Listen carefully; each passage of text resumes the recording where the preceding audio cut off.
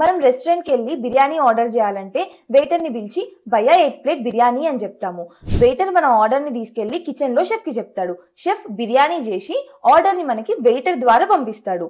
This is exactly how HTTP works, hyper text transfer protocol. ఇక్కడ నేను order చేస్తున్నా అంటే నేను క్లయింట్, ఆర్డర్ని ప్రిపేర్ చేసి ఎవరు పంపిస్తున్నారు? షెఫ్. సో షెఫ్ సర్వర్ అవుతాడు. క్లయింట్ రిక్వెస్ట్ ని సర్వర్ దగ్గరికి ఎవరు తీసుకెళ్తున్నారు? వెయిటర్. సో వెయిటర్ అనేవాడు హెచ్టిటిపి మెథడ్ అవుతాడు. మనం గూగుల్లో best hotels in the Hyderabad అని సెర్చ్ చేస్తే అక్కడ గూగుల్ క్రోమ్ ఆర్ బ్రౌజర్ అనేది క్లయింట్ అవుతుంది. క్లయింట్ హెచ్టిటిపి గెట్ మెథడ్ వాడి సర్వర్ కి మన రిక్వెస్ట్ ని పంపిస్తుంది.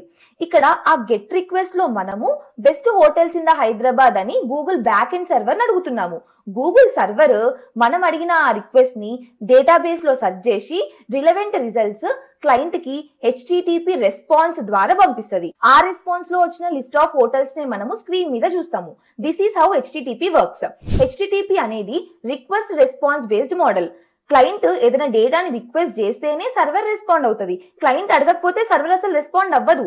మన many applications like Google search, Instagram, Amazon అన్ని హెచ్టిటిపి వాడతాయి. ఈ రోజు మీ టాస్క్ వచ్చేసి హెచ్టిటిపి అండ్ హెచ్టిటిపి మెథడ్స్ గురించి నేర్చుకొని కమెంట్ చేయండి.